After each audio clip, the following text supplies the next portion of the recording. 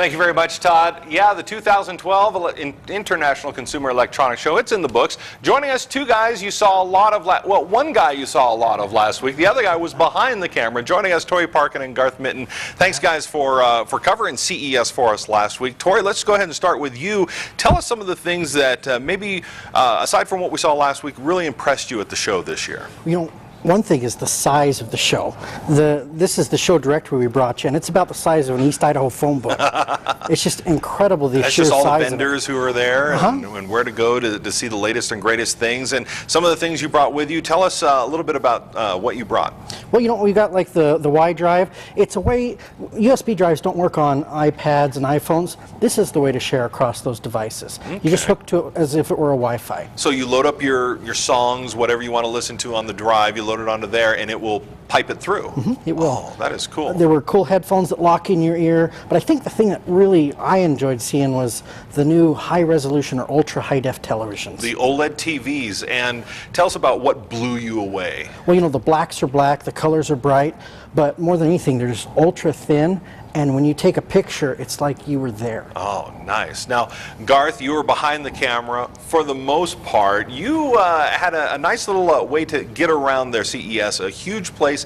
You were driving around on a Segway on the show. Tell us about that.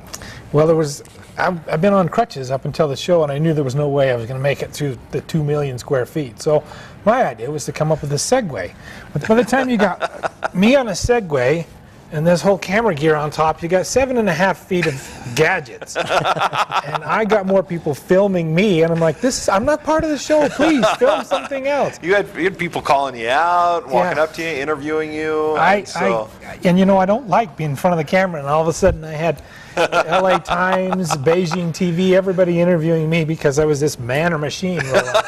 They couldn't really tell which was which. Yes. Well, that's cool. Now, you have some other things. This is kind of interesting. Schick, this isn't on the market yet. But no, we brought that for you. They wanted us to give it to you. Okay. It's got a circuit in there, and it actually vibrates to help you shave cleaner and better. Really? And that's definitely the definition of consumer electronics. Now, you stopped by the Nikon booth. Tell us what they have going on there with Nikon this year. You know, they're shrinking the camera size and they're making them more high def. I think the main thing is they came out with their new D4 camera, which is lighter, but full ultra high def as you can be with that. Okay, so one of the sections that they have there at the Consumer Electronics Show is the cars. What are some of the cool things coming out for our cars? Maybe not next year, but down the road a few years. What was amazing, we got to talk right to the engineers designing this stuff. And so gesture controls, displays that show up in the windshield, ones where the passenger sees something different than the driver. Okay. Navigation where the turn arrow is in the actual lane you need to turn in.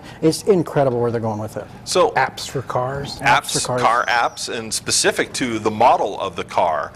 That's pretty incredible stuff too. Now, one of the things that you guys stopped by that wasn't really in the show, but we showed it here on Tech 2.0 last week. This is the actual tissue that Liquipel submerged in water. You've got some water right there. And I just happen to have some water right here. Now, tell me a little bit about what this treatment process is. It's a nanotechnology, so they basically put a gas in a little chamber, if you will, put that, treat it in there, and then there you go. That's the result. And it comes out?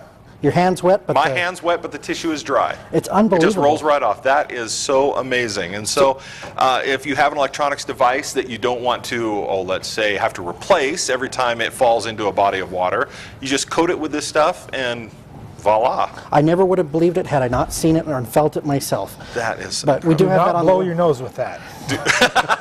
It'll just go shooting right off. Well, that's cool. Well, I'm glad that you guys had a lot of fun. It was a lot of fun for us to watch you guys have fun down there at CES. We want to thank you guys for taking the time and going down and getting all those stores. And if you'd like to see some of the videos that you guys did last week, go to our website, kpvi.com, surf over to the Tech 2.0 section.